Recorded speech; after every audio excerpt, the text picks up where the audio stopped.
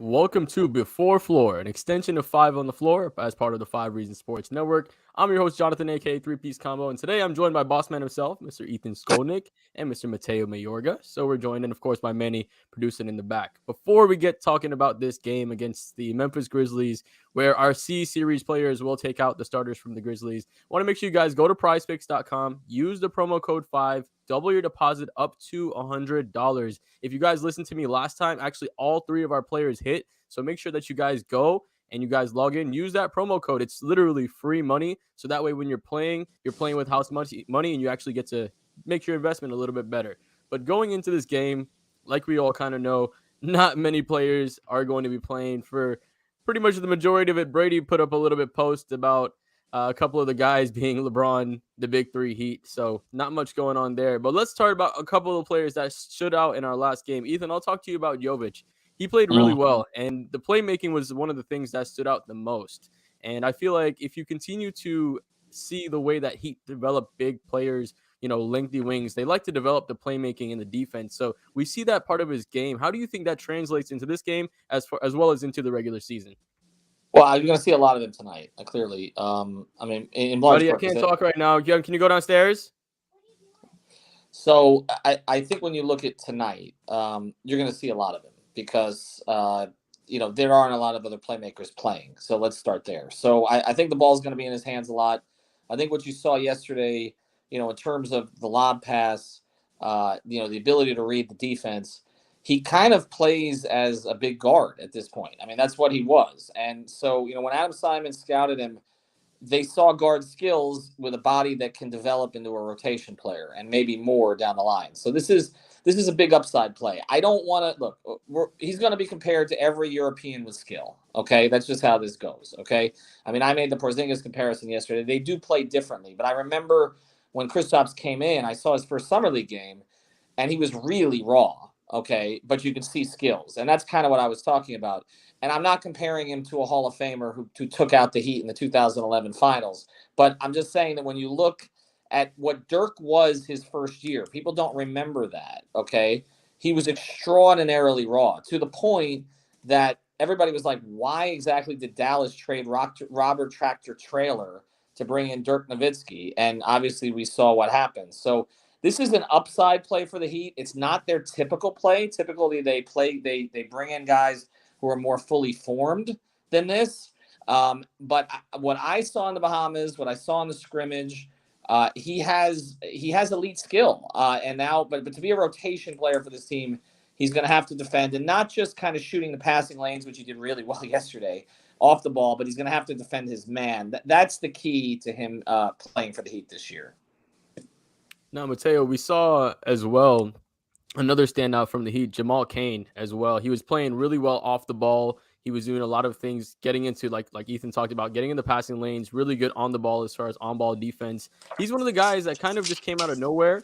He was invited to the camps, like Greg reported, and he kind of just made his name in the last game. So, what did you see from him as well that you want to see maybe continue in this game since he's going to have a little more opportunity? Jonathan, thank you for having me. I saw an excellent off-ball cutter. I saw someone that could easily average 10 points a game without a play having to be run for them just because of their activity and their movement. He creates breakdowns in the opposing defense just because of his movement. Also, that will put him in position to get offensive rebounds. Something that I also like about him is his size, being 6'7" with a 6'9" wingspan. That could also leave plenty of possibilities for switching on the defensive side of the court. But I love his activity on the offensive end, Jonathan, more than anything. And another guy that I really liked that I saw as far as his offensive talent just kind of being broadcasted a little bit more was the on-ball reps that Duncan had. He was playing with the ball in his hands a lot more than we've seen him with the ball in his hands before. And I think doing things like getting, drawing contact. We even saw him set a little back screen for Kane that led to a lob, that threw him in. He's starting to become slightly one of the veterans on this team in a low-key way when you have so many of these young guys coming from the summer league, going through that same path that he's done. So, Ethan, what did you see from Duncan Robinson in the last game that maybe you didn't see last year that he can continue to use this year as far as the on-ball reps go? Well, look, I think you hit on it in terms of what he was doing from, changing his game a little bit. But I'm more focused on him changing his attitude. And I talked to him in the Bahamas about this. But I think what happened to Duncan last year was expectations. Duncan has what I would say is imposter syndrome. I mean, he's talked about this. He was not supposed to be here, okay, in any sense. He says he wasn't even a good high school player. And then all of a sudden, he's got money. He's got expectations. He's the whipping boy on Twitter and all of the places. I know he hears it. He's not an alpha personality to begin with. Jimmy was very hard on him. Pat Riley, in response to my question about Duncan playing down the stretch, okay, said he can do that on a bad team. I mean, it was like nobody was in his corner last year. And he even told me when I was in the Bahamas, he says, I don't even recognize the guy who was playing last season. So beyond the skill set, which he showed some of that stuff before, okay, but beyond the skill set, to me, it's mindset. There's no expectation on him this year. Everybody's written him off. They've traded him. They said he's out of the rotation. He's certainly not going to be a starter. We know that, at least at the start of the season. And so I just think he can play free. That's what I'm seeing right now. And I think, the issue with Duncan is where the reps come from now. Because if Caleb is going to start and Hero is going to start, okay, that means Strus is going to come off the bench. I do not believe Duncan's going to play ahead of Max, okay? So if you have Vincent and you have Oladipo, right, how many is Spo going to play? I mean, Max is the backup 3 then, essentially, right, with those two guys, and you're playing Yurt, right, or Dedmon at the 5 spot.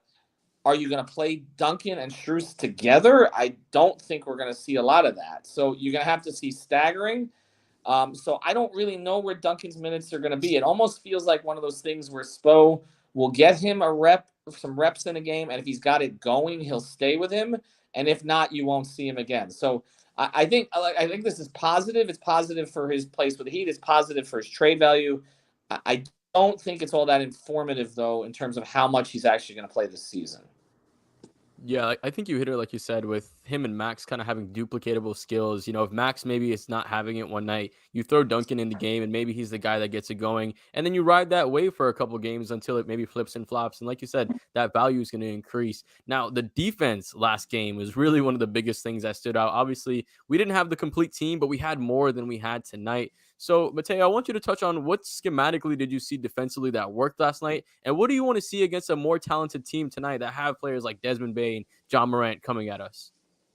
Well, I saw a lot of missed shots, mostly from the Brooklyn Nets, but some intel really quickly on the Memphis Grizzlies. They have not shot well in their 2 preseason wins from deep, but because they are a good rebounding team, they have a lot of second chance opportunities. They had 10 offensive rebounds in their last game. Now, these games, these exhibitions, they're basically meaningless for starters. Like, you already know what you're going to get from somebody like Desmond Bane, John Morant, Steven Adams, but they really mean a lot for the guys who are at the end of a rotation or don't know where their next contract is coming up from. But someone who has distinguished themselves from this Memphis Grizzlies team is Santi Aldama. Last year, he only played about 32 games and 11 minutes per, and the 3-point shot was not a part of his arsenal. It was only about less than 1% of his attempts, and it's been about 40% of his tries just in this preseason. He is someone who now works as a floor spacer, and he could run well in transition. He is effective rolling to the basket after the handoff, and because of his length, when he's playing with guys like Brandon Clark and Zaire Williams, guys who are also 6'8" and 6'9", and Aldama is 6'11", because of their length, they can really present problems schematically, like denying an entry pass for the opposing offense to the middle, or playing a zone like a 2-3 or a 3-2. I really like what I've seen from this guy. I think he's a rotation player to come, but something the Heat will have to do is, I think they can give him a lot of shots from 3-point range because they haven't shot well from that area, and they haven't even taken a lot. Now, like we were saying, this game really doesn't have too many implications other than seeing what maybe some of the other guys have on the bench. Obviously, Gabe Vincent probably is going to be the main rotation player you want to see some positive things from. But as far as this game goes, it doesn't really matter if we win or lose. So do you guys have anything as far as closing the show out before we close it out? Well, I think Darius Days is someone to watch tonight. That's someone I would look at. Highsmith has the contract right now, and Kane, obviously showed something. I think Garrett is in trouble in terms of his roster spot. I think that's pretty clear. But I want to see what Days has because they like him. They see him a little bit in that PJ Tucker mold also. They seem to have those players on the roster. And I think it has implications not just for who gets two ways and all the rest of that, which Days currently has, but also do they need to actually go get a four right now? When I've talked to people in the Heat organization, are they interested in Jay Crowder? Yes. But the price has to be absolutely right because they don't see that much of an upgrade over some of the guys that they can develop into that role over the course of the season. And also, and this is the big thing that we're going to discuss a lot on Five on the Floor as we go forward here, I think a lot of players are going to be available over the next, in say, 2 months. And for two reasons, okay? Number one, when I talked to Heat officials at the blackjack tables in the Bahamas, they were basically saying there are about 22 teams that think they are playoff teams this year, okay? And some of those teams have to figure out they're not before they start to move guys. Okay. So that's the first thing. But then the second thing is you have this freak who's going to be the number one overall pick of the draft.